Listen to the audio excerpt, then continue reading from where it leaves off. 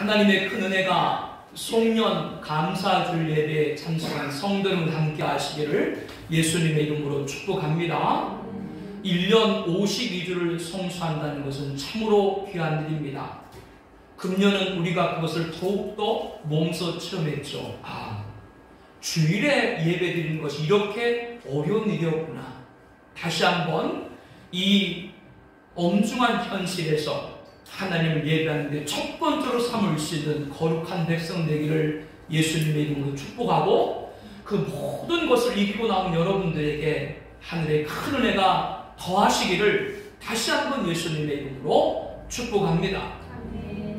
야곱은 라반과 갈리에 증거의 돌무지에게서 언약을 맺으면서 20년 애증의 관계를 화해를 했죠. 그리고 야곱은 계속해서 아버지 이삭이 있는 브엘세바로 발걸음을 계속 나아갔습니다. 그런데 야곱은 마음 가운데 아버지를 만나기 전에 형 에서와 원한을 풀고자 했습니다. 그 원한이 무엇인지 여러분도 잘 아시리라 압니다. 에서가 장자의 명분을 가볍게 여겨서였지만 어찌되었건 야곱은 팥죽으로 장자 명분을 샀고, 뿐만 아니라 어머니 리브가의 명령을 따랐다고 하지만 형 에서의 옷을 입고 매끈매끈한 자신의 목과 손에 염소 가죽을 덮어서 에서처럼 위장을 하고 별일을 만들어서 아버지 이삭으로부터 장자 축복을 가져갔죠. 이를 알게 된 에서는 아버지 이삭에게 소리질러 슬피 울며 내게도 축복해달라고 호소했지만 때는 이미 늦었습니다. 에서는 야곱을 미워하여 심중에 아버지 복할 때가, 이제 아버지 돌아가실 때가 얼마 남지 않았으니까 아버지가 돌아가시면 내가 야곱을 죽이리라 원한을 품기를 시작했습니다. 이를 눈치챈 리브가는 야곱에게 어찌 하루에 너희들을 이루려며 하란으로 가서 외삼촌 라반에게 피신하여 형 에서의 노가 풀리까지 거주하라 라고 말했죠. 그리고서 리브가는 남편 이삭에게는 에서가 이방 여인을 하나도 아니고 둘씩이나 맞아서 집안에 큰 근심이 되는데 야곱마저도 그렇게 할 수 없다라고 제안을 하고, 이에 이삭도 동의를 하죠. 그래서 야곱을 불러서 일어나 밧단 아람으로 가서 내 외조부 부들의 집에 가서 내 외삼촌 딸 중에서 아내를 맞이하라, 이렇게 얘기를 합니다. 이에 야곱은 홀로 브엘세바에서 800여 킬로를 걸어 밧단 아람에 이르게 되었습니다. 20년 전 이렇게 형 에서의 원한을 사고 떠난 야곱은 고향으로 돌아가기 전에 에서를 만나서 화해하기를 원했던 것이죠. 한편 에서는 야곱의 집을 떠나 외삼촌에게로 간 뒤 자신도 부모를 떠나 독자적인 삶을 살았습니다. 비록 에서는 장자의 축복을 빼앗겼지만 에서도 한 민족을 이루는 조상이 되었죠. 리브가가 태중에 야곱과 에서를 임신했을 때 둘이 더러 싸우잖아요. 그래서 하나님 여호와께 물었잖아요. 이렇게 할 땐 어떻게 됩니까? 그때 하나님께서 그에게 이르시되 두 국민이 내 태중에 있구나. 두 민족이 내 복중에서부터 나뉘리라. 동색 야곱 족속이 형 에서 족속보다 강하겠고 큰 자 에서가 어린 자 야곱을 섬기랴 라고 했죠. 야곱이 에서보다 강한 민족이 되는 건 사실이지만 에서도 한 민족을 이룰 것을 하나님은 예언을 하셨고, 그에 따라서 예언에 따라서 에서도 한 민족의 조상이 된 겁니다. 오늘 본문 3절에 보게 되는 세일 땅으로 기록된 세일산을 중심으로 에서는 영토를 차지했습니다. 또 본문 3절에 에돔이란 말은 북다라고 한 뜻인데요, 에서가 온몸에 털이 많죠. 그래서 거기에서 붙여진 이름입니다. 에서의 별명인 셈이죠.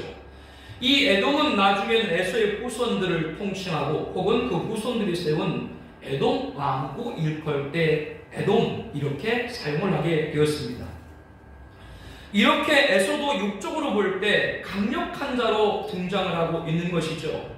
오늘 본문에도 보게 되면은 에서가 야곱을 만나러 무려 400명의 장정을 데리고 올 정도니까 그의 힘이 얼마나 강력했는가를 우리에게 알려주고 있습니다.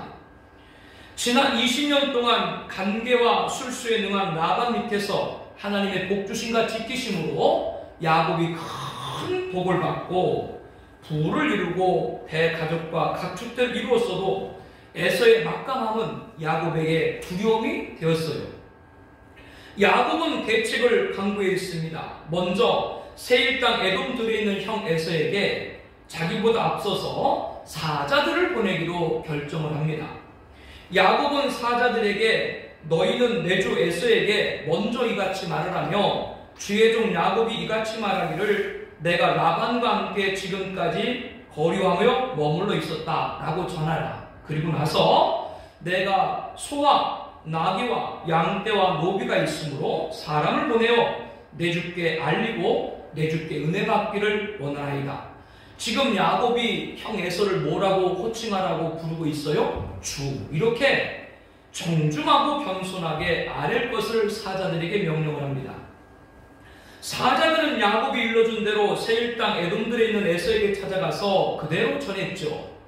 전가를 마치고 돌아온 사자들은 일이 어떻게 되었느냐 앉지도 못하고 안절부절하는 야곱에게 와서 보고를 합니다. 보고를 하는데 어떻게 보고를 해요? 오늘 6절에 보니까 우리가 주인의 형 에서에게 이른즉 그가 400명을 거느리고 주인을 만나려고 오더이다. 이 사자들의 보고를 어떻게 해석하냐에 따라서 야곱의 대책은 달라집니다. 에서가 400명을 거느리고 야곱을 만나러 오더이다. 이 만나러 오더에다가 지난 20년간 이를 갈고 복수의 날만 기다렸던 에서가 야곱을 치려고 이리로 온다라고 하는 것일까? 아니면 그 20년간 동생에 대한 원한은 사라지고 보고프고 그리워서 야곱이 오기도 전에 자신이 맞으러 온다는 것일까? 성도님들은 어떻게 생각하세요? 야곱은 전자로 생각을 했습니다.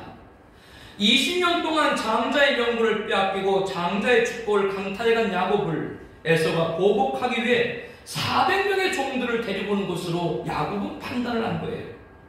심히 두렵고 답답한 야곱은 즉각적으로 대책을 세웠습니다. 7절, 8절에 보니까 어떻게 대책을 세워요? 자기와 함께한 동행자와 양과 소와 낙타를 두 떼로 나누고 에서가 와서 한 떼를 치면 남은 한 떼는 피하리라고 하였습니다. 에서의 공격을 받게 되면 절반이라도 건지기 위해서 자기의 소유를 반을 나눴다 그 얘기예요. 하나를 잃으면 그래도 반은 자기가 가져야 되겠다. 이렇게 대책을 세운 거죠. 그리고 나서 야곱은 하나님께 기도를 드립니다. 9절 말씀에서부터 야곱의 기도가 나오죠. 우리 9절 말씀 함께 같이 봅니다. 야곱이 있고 이르되 내 조부 아브라함의 하나님 내 아버지 이삭의 하나님 여호와여 주께서 전에 내게 명하시기를 내 고향 내 족속에게로 돌아가라 내가 내게 은혜를 베풀리라 하셨나이다. 할아버지 아브라함을 보살펴준 하나님, 아버지 이삭을 보살펴준 하나님 고향 친척에로 돌아가면 은혜를 베푸시다고 저에게 약속하신 하나님이라고 하면서 자신을 지금까지 지켜주신 하나님을 불러 아뢰고 있죠. 10절 봅니다. 나는 주께서 주의 종에게 베푸신, 다 같이 보세요. 나는 주께서 주의 종에게 베푸신 모든 은총과 모든 진실하심을 조금도 감당할 수 없사오나 내가 내 지팡이만 가지고 이 요단을 건넜더니 지금은 두 때나 일어나이다. 하나님께서 종인 저에게 베푸신 은혜, 이 모든 은총과 이것들은 제가 받을 자격이 없었지만 하나님 은혜를 주셔가지고 20년 전에 부하엘세바에서 닷다나람으로 강을 건너게 갈 때는 지팡이 하나만 갖고 갔지만 이제는 큰 무리를 두 무리나 나눌 정도로 제가 구하게 됐습니다 라는 얘기죠. 11절 함께 봅니다. 내가 주께 간구하오니 내 영의 손에서 에서의 손에서 나를 건져 내시옵소서. 내가 그를 두려워하면 그가 와서 나와 내 처자들을 칠까 겁이 나기 때문이다. 부디 저의 형의 손에서 에서의 손에서 저를 건져 주시옵소서. 형이 와서 저를 치고 아내들을 치고 자식들을 칠까 두렵습니다. 12절 봅니다. 주께서 말씀하시기를 내가 반드시 내게 은혜를 베풀어 내 씨로 바다에 셀 수 없는 모래같이 많게 하리라 하셨나이다. 하나님 말씀하시기를 하나님이 반드시 복을 줘가지고 우리 후손들을 바다에 뭐같이 모래처럼 셀 수 없게 많게 만들라고 하셨지 않습니까? 라고 하면서 하나님 앞에 간절한 기도를 올려드린 거예요. 그리고 하룻밤을 거기서 지낸 야곱은 대책을 세운 대로 착수를 했습니다. 자신의 형 에서를 위해서 자기 소유 가운데 예물을 택했어요. 14절부터 15절까지 보니까 암년소가 200이요 순년소가 20이요 암양이 200이요 순양이 20이요 전나는 낙타가 30이요 그 새끼요 암소가 40이요 황소가 10이요 암나귀가 20이요 그 새끼 나귀가 10이라. 다 암산하셨어요? 총 몇 마리? 야곱이 형 에서의 마음을 사기 위해서 화해용으로 준비한 예물이 총 550마리. 그리고 그것을 각각 때로 나눠서 종들의 손에 맡기고 그 종들에게 이르되 나보다 앞서 건너가서 각대로 거리를 두게 하라 라고 명합니다. 형 에서의 마음을 조금이라도 사기 위해서 예물로 준비한 이 가축대들을 세 때 3등분으로 나눴다라고 하는 거예요. 왜 그렇게 했겠어요? 만약에 에서가 화해를 거절하고 해를 가하게 되면 그 사이사이에 에서가 공격할 때마다 시간을 벌어서 자기는 어디에 있어요? 맨 뒤에 있으니까 도망가려고 그렇게 야곱이 대책을 세웠다 그 말이에요. 야곱은 화친 예물로 준비한 가축만 세 대로 나눈 것이 아닙니다. 다음 장인 창세기 33장에 보게 되면 가족들도 세 등분을 해가지고 에서를 맞이하도록 해요. 맨 앞줄에 누구를 세웠겠어요? 여종 비라와 실바의 그리고 그의 자녀들. 두 번째 줄에는 레아와 그의 자식들. 세 번째 줄에는 라헬과 요셉. 라헬과 요셉을 왜 맨 뒤에 세웠겠어요? 자기가 사랑하니까 라헬을. 이렇게. 이를 보면 야곱은 에서를 마주하기 위해서 총 6열 종대로 방해벽을 친 거예요. 1번 종대는 첫 번째 종들과 첫 번째 가축들, 2번 종대는 두 번째 종들과 두 번째 가축들, 3번 종대는 세 번째 가축과 세 번째 종들들, 네 번째 종대에는 비람, 실바, 여종과 그의 자식들, 다섯 번째 종대에는 레아와 그의 자식들, 여섯 번째 종대에는 라헬과 요셉을 세운 겁니다. 이렇게 1번부터 3번까지 종대는 짐승수, 수의 장막을 치고 4번부터 6번까지는 인의 장막을 쳐가지고 총 6대 종렬. 여러분 상상을 해보세요. 요단강의 줄기인 야복 나루를 건넜을 때 이 무리들이 지금 에서를 향해서 가는 겁니다. 이렇게 야곱은 에서가 자신을 칠 것으로 알고 만반의 태세를 갖췄습니다. 그리고 야곱은 화해 예물을 이끌 종들에게 화친 메시지를 교육시켰어요. 먼저 1번 종대 첫 번째 가축을 이끈 첫 번째 종들에게 너 형 에서를 만나거든. 에서가 내가 누구의 사람이며 어디로 가느냐 내 앞에 것은 누구의 것이냐 묻거든 대답하기를 주의 종 야곱의 것이요 자기 주 에서에게로 보내는 예물이 오니 야곱도 우리 뒤에 있나이다 하라. 이렇게 첫 번째 종대에 있는 첫 번째 종에게 에서 만나거든 말하라 교육을 시키고 두 번째, 세 번째 각 때를 따라가는 종들에게도 방금 전 똑같은 교육을 시켰습니다. 왜 그렇게 하도록 하겠어요? 20절 말씀을 보면 야곱이 말하기를 내가 내 앞에 보내는 예물로 형의 감정을 푸느게 대면하면 형이 혹시 나를 받아주리라 하였더라. 이렇게 생각을 했던 거죠. 여전히 형 에서의 보복에 두려워 떨고 있는 야곱의 모습을 찾아볼 수가 있습니다. 이렇게 화해용으로 준비된 그 예물은 그의 앞서 보내고 그는 무리 가운데 밤을 지새웠습니다. 그리고 아침이 되기 전 아직 밤이 되었을 때 일어나서 두 아내와 두 여종과 11아들을 인도하여 드디어 에서를 만나기 위해서 야복나루를 건너요. 요단강 줄기가 야복강인데 우리가 생각하는 강강 그러면 굉장히 큰 한강이나 경인 아라뱃길 정도를 생각하는데 그 정도가 아니고 우리나라로 말하면 개천, 또랑 그쪽은 하도 물이 귀한 곳이기 때문에 더군다나 평소엔 물이 없다가 비가 오는 우기나 돼야 개천 정도예요. 거기를 그 사람들은 강이라고 불러요. 그러니까 야복 나루로 해봤자 아주 좁은 곳이에요. 이제 야곱은 모든 식솔들을 인도해서 야복 시내를 건너가게 하며 그의 소유도 건너가겠습니다. 이제 형 에서 만날 모든 준비를 했죠. 그러면 결과가 어떻게 됐을까요? 다같이 창세기 33장 3절 4절을 함께 보겠습니다. 자기는 그들 앞에서 나아가되, 우리 함께 말씀 봅니다. 자기는 그들 앞에서 나아가되 몸을 7번 땅에 굽히며 그의 영 에서에게 가까이 가니 에서가 달려와서 그를 맞이하여 안고 목을 어긋맞추어 그와 입맞추고 서로 우니라. 형 에서가 400명의 장정을 데리고 온다는 소식을 야곱은 어떻게 생각했어요? 자기에게 원수를 갚으러 온다라고 생각을 했는데 그 야곱의 판단은 어땠어요? 오판이었습니다. 에서는 비록 야곱이 자신의 장자권을 차지했지만 고향에서 77년간 함께 자랐고 20년 동안 헤어져 있면서 너무나도 동생이 그리웠던 거예요. 하나밖에 없는 혈육 형제가 이토록 소중한 줄을 뒤늦게 아는 것이죠. 그래서 몸을 7번이나 땅에 굽히며 사지하는 야곱에로 달려가서 급히 일으켜 세우고 격하게 포옹하고 입 맞추고 목을 어긋맞추며 서로 서럽고 서럽게 우는 겁니다. 에서의 원하는 눈높이도 사라졌고 화해의 햇살이 야곱이 갇혀있는 두려움의 안개를 걷어낸 거죠. 결과적으로 자신을 복수하려 찾아왔다고 여겼던 야곱의 판단은 오판이었던 거예요. 그러면 야곱이 화해용 예물로 준비한 550마리의 가축들은 어떻게 됐을까요? 우리 창세기 33장 8절 9절 말씀을 함께 봅니다. 에서가 또 이르되 내가 만난 바 이 모든 때는 무슨 까닭이냐? 야곱이 이르되 내 주께 은혜를 입으려 함이니가.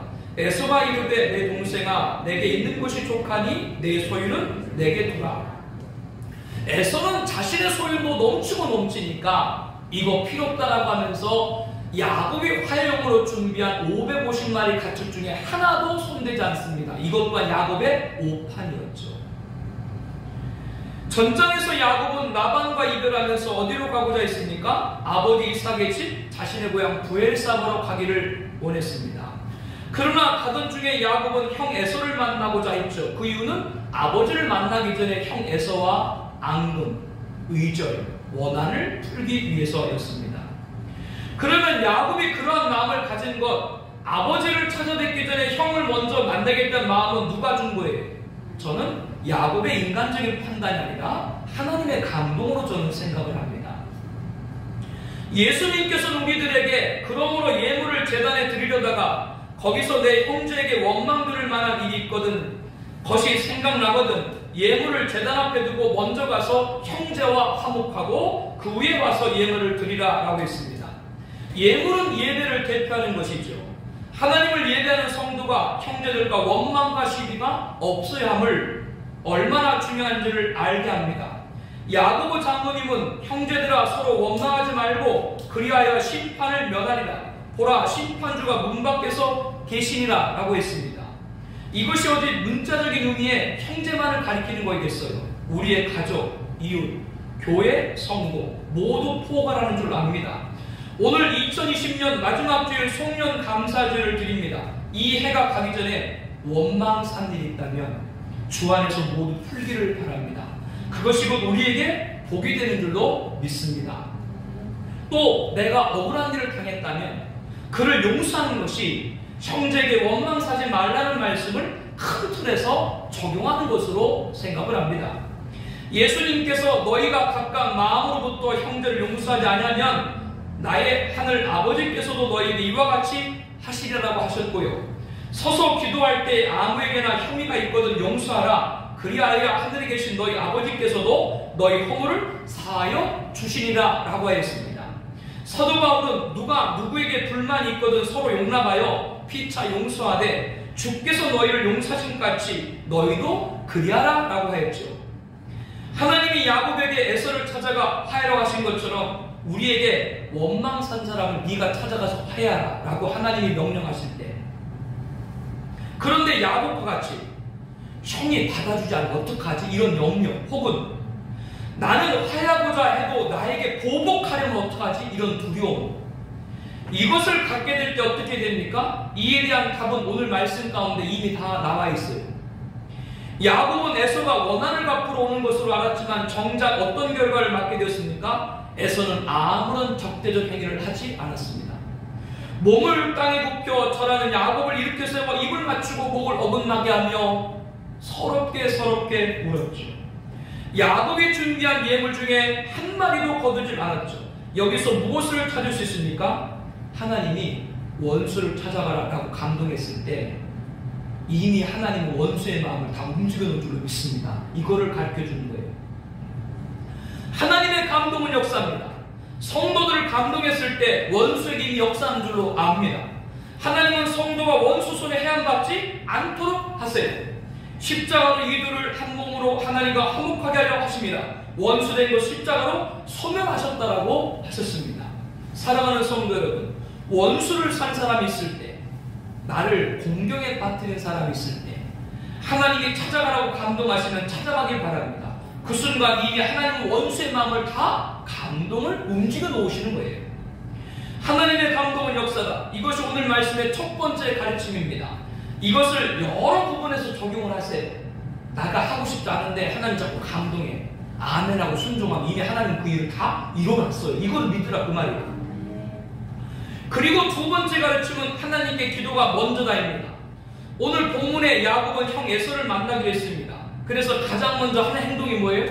사자들을 좀 먼저 보내가지고 에서의 마음을 좀 달래고자 했죠. 그런데 에서를 찾아가 전가라고 돌아온 사자들이 뭐라고 보고를 했어요? 400명을 거느리고 온다라는 답을 들었죠.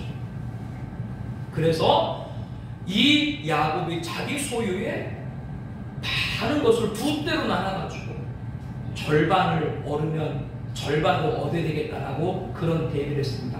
그렇게 자기가 대비하고 난 다음에 기도한 거예요. 아까 우리 9절부터 12절 말씀까지가 바로 야곱의 기도입니다.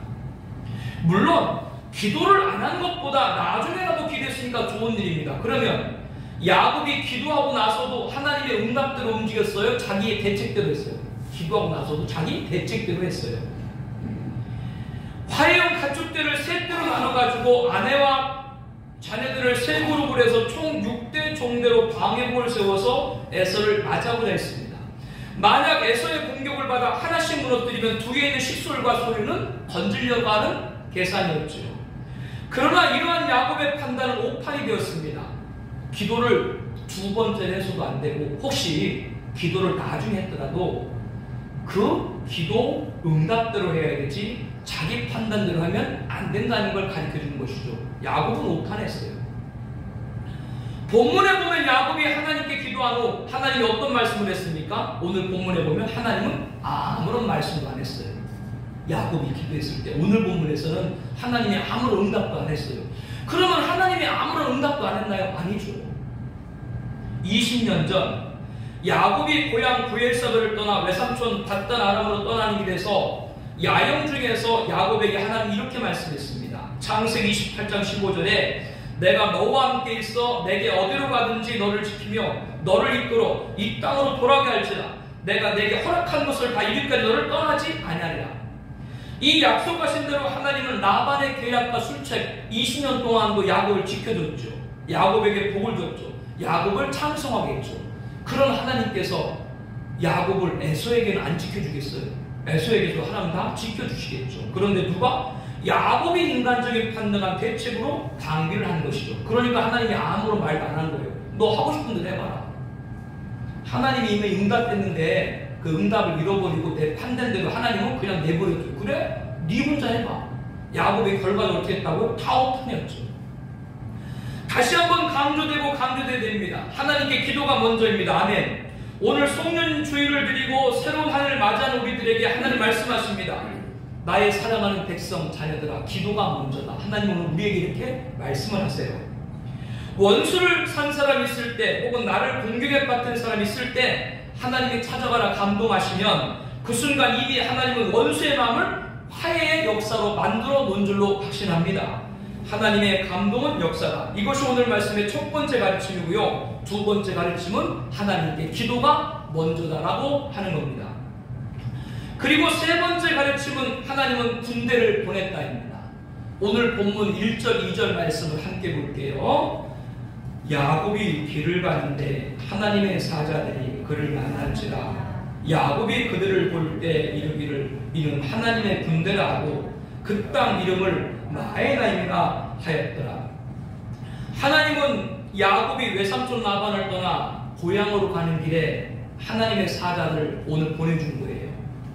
이 하나님의 사자들이 누굽니까? 정확히 20년 전 야곱이 집을 떠나서 외삼촌 집으로 갈 때 노중에서 야알마로 꿈을 꾸는데 무엇을 그가 보았어요? 사닥다리를 보았고 그 사닥다리가 땅 위에서 그 꼭대기가 하늘에 닿고 또 본즉 하나님의 사자들이 그 위에서 오르락 내리락 하는 것을 봤죠. 그때 보았던 하나님의 사자들이 20년 지난 후 지금도 이제 밧다람에서 부할세바로 가는 길에 또 나타난 거예요. 이것은 무엇을 말합니까? 하나님은 지난 20년 동안 한 번도 야곱을 떠난 적이 없으세요. 20년 전 하나님은 앞서 인용한 말씀같이 네가 돌아오는 날까지 내가 반드시 너를 지키겠다. 그리고 누구를 보냈어요? 하나님의 사자들. 그들이 누구예요? 하나님의 군대를 야곱에게 이미 보낸 거예요. 이렇게 하나님은 야곱에게 하나님의 군대를 보냈습니다. 그렇다면 에서가 진짜 복수하러 찾아와도 하나님은 그를 막고 지켜주시겠죠. 그런데 야곱은 깨닫지 못하고 인간적인 방편을 준비했습니다. 그래서 하나님은 어떻게 했어요? 약복나루를 건넌 후 홀로 남아있는 야곱에게 한 사람이 찾아왔습니다. 24절을 함께 볼게요. 야곱은 홀로 남아있더니 어떤 사람이 날이 새도록 야곱과 씨름하다가 그 유명한 야곱의 씨름이죠. 이 씨름을 실제적으로 보지 않고 현몽설, 환상설, 신화설 혹은 영적 후대설 이렇게 해석하는 분도 계신데 그러나 이 씨름 후에 야곱이 골절이 돼가지고 다리를 절었죠. 그것은 이 씨름이 실제 씨름이었다고 하는 것을 보여주고 있습니다. 또 본문에 등장하는 야곱과 씨름하는 어떤 사람, 이 사람이 누구인가 여기에 관해서도 논란이 많습니다. 천사장 미가엘로 주장하는 주석가들도 있는데요. 본문에서 야곱은 30절에 보니까 이 사람을 하나님으로 호칭하고 있고 호세아 선지자는 호세아 12장 3절 4절에 하나님 또는 선지자 둘 다 호명을 하고 있습니다. 이로 미뤄볼 때 여기 사람은 단순한 천사가 아니라 여호와의 천사, 즉 때로는 여호와의 사자로 표기되는 성육신 이전의 예수님으로 봅니다. 2000년 전 이 땅에 오신 예수님은 동정녀 마리아 몸에서 잉태하셨죠. 그러나 그 이전에 구약시대에도 예수님께서는 인간의 몸을 입고 오셨어요. 현현. 우리가 창세기 18장을 공부할 때도 함께 말씀을 나눴습니다. 여호와께서 아브라함에게 나타났는데 근데 세 사람이 나타났다고 말해요. 여호와가 나타났는데 세 사람이 나타났다. 나중에 아브라함에게 이 세 사람이 얘기를 하고 두 사람은 소돔으로 가죠. 그들은 두 천사였다라고 말합니다. 근데 한 사람은 야곱, 한 사람은 아브라함이 그대로 남아가지고 소돔의 멸망 소식을 알리죠. 그 한 사람이 누군가? 어떤 분들은 하나님이 인간의 몸을 입고 왔다 그렇게 말하는 분도 계신데 저는 예수님이 인간의 몸을 입고 오신 현현하셨다 그렇게 저는 봅니다. 우리가 잘 아는 구약 다니엘서 이야기 알죠? 사드락과 메섹과 아벳느고가 왕의 명을 어기고 어디에 던져져요? 평소보다 7배나 뜨거운 풀문불에 던져지죠. 들어간 건 세 사람이 들어갔는데 보니까 몇 사람이 있어요? 네 사람인데 한 사람은 누구 아들 것 같더라? 신의 아들 것 같더라. 이 또한 예수님의 현현으로 봅니다. 야곱은 홀로 남았더니 어떤 사람이 날이 새도록 야곱과 함께 씨름하다가 어떤 사람이 누군가에 대해 설명을 드렸는데요. 천사로 보는 분도 있고 예수님으로 보는 분도 있어요.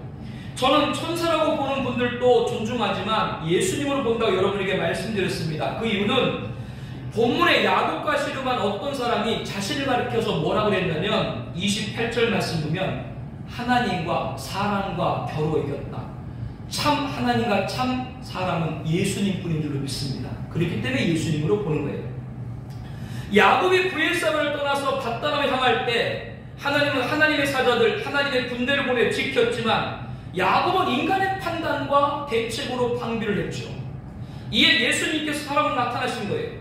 야복강에서 야곱과 씨름을 하신 거예요. 그런데 사람으로 협륜하신 하나님이신 예수님께서 자기가 야곱을 이기지 못함을 보고라고 25절에 말합니다. 하나님이 야곱보다 약해요? 야곱이 하나님보다 강해요? 이게 도대체 무슨 뜻일까요?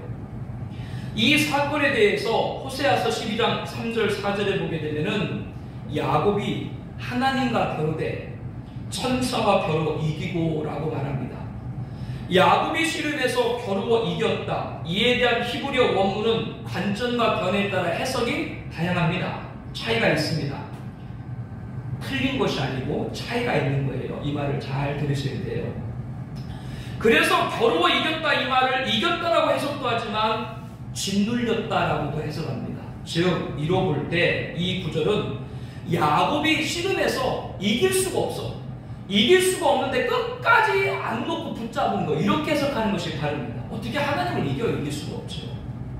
그러니 결국 하나님 어떻게 했습니까? 야곱의 허벅지 관절을 치매 야곱의 허벅지 관절이 그 사람과 씨름할 때 어긋났다라고 말합니다.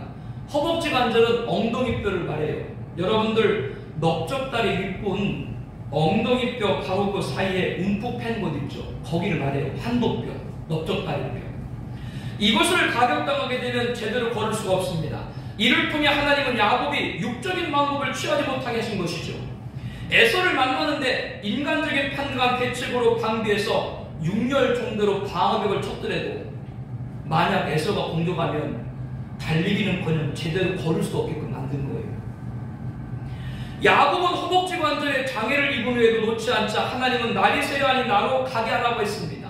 하나님의 거룩한 신성을 날이 밝는 새벽에 야곱이 보기를 원치 않으신 것이죠. 그럼에도 야곱은 내게 축복하지 아니하면 가지 아니하겠나이다라고 끝까지 버티죠. 27절 말씀, 28절 말씀 함께 볼게요. 그 사람이 그에게 이르되 내 이름이 무엇이냐? 그가 이르되 야곱이니라. 그가 이르되 내 이름을 다시는 야곱이라 부를 것이 아니요 이스라엘 부를 것이니 이는 내가 하나님과 및 사람들과 겨루어 이겼습니다. 야곱의 뜻은 뭡니까? 속이는 자. 이스라엘 뜻은 뭐예요? 하나님과 겨루어 이겼다. 그러면 야곱이 하나님을 이겼습니까? 그렇지 않죠. 지금까지 말씀을 나눈 대로 400명의 장정을 대동하고 차정을 해서 그거를 보고 인간적인 판단 계책을 방비했잖아요. 하나님과 씨름하라. 인간적인 계책을 하지 말고 하나님과 씨름하라. 즉 끝까지 하나님께 매달려야 함을 가르쳐주고 있습니다. 아멘. 다시는 야곱이라 부를 것이 아니고 이스라엘 부를 것이니 이는 내가 하나님과 및 사람들과 겨루 이겼습니다. 사랑하는 성도 여러분들, 사람과 씨름하지 마요. 하나님께 매달렸어요. 왜 그 사람한테 씨름하다가 힘을 다 빼? 그거를 지금 우리 가르쳐주고 있는 거예요. 인간적인 판단과 계책으로 대비하지 말고 하나님과 매달린 뜻. 이스라엘 이름을 주신 분을 알고자 야곱은 당시의 이름을 알려줘서 라고 여쭈었습니다. 그러나 그 사람이 이르되 어찌하여 내 이름을 묻느냐라고 하였죠. 하나님은 알 필요가 없는 것은 알려주지 않으셨고 인간이 알아야 될 영역이 아니면 알려고 할 필요가 없고 가르쳐 주고 있는 것 하나님께서 주권 아래 주시는 것만 아멘하는 저와 여러분들이 되어야 될 줄로 압니다. 하나님이 거기서 야곱에게 축복한 자로 말씀합니다. 그래서 야곱이 그곳 이름은 뭐라 그래요? 분이에요. 하나님과 대면하여 보았으나 내 생명이 보존되었다. 그래서 하나님의 얼굴 분이라고 명명합니다. 그가 분이를 지날 때 해가 돋았습니다. 이제 지난밤 하나님과 씨름했던 거룩한 체험 이후에 날이 밝아서 누구를 만나야 돼요? 에서를 만날 시간이 다가오는 거죠. 야곱은 허벅다리로 말미암아 절었지만 이스라엘이란 이름을 얻고 영적인 담대함을 얻게 됩니다. 이때로부터 이스라엘 사람들은 가축을 잡아 요리할 때 허벅지 관절에 있는 둔부 힘줄을 먹지 아니하였습니다. 하나님이 야곱의 허벅지 관절에 있는 둔부 힘줄을 쳤기 때문이죠. 이것은 단순히 음식의 규례가 아니에요. 우리들이 가축을 잡아서 요리할 때 허벅지 관절에 있는 둔부 힘줄을 보면서 그렇지 나는 야곱이 아니야 이스라엘이지 이거를 하나님이 시각 교훈으로 주신 거예요. 인간의 판단과 계책과 방비하는 자가 아닙니다. 하나님께 내어달리는 자입니다. 사람과 씨름에서 얻으려 했는 것이 아닙니다. 하나님과 씨름에서 얻는 자, 즉 하나님께만 매달려야 됩니다. 이것이 오늘 송년주일에 주시는 우리에게 말씀인 것이죠. 그렇게 한 해를 마무리하는 이 한 주간 되시기를 축복합니다. 오늘날 이스라엘은 저와 여러분이에요.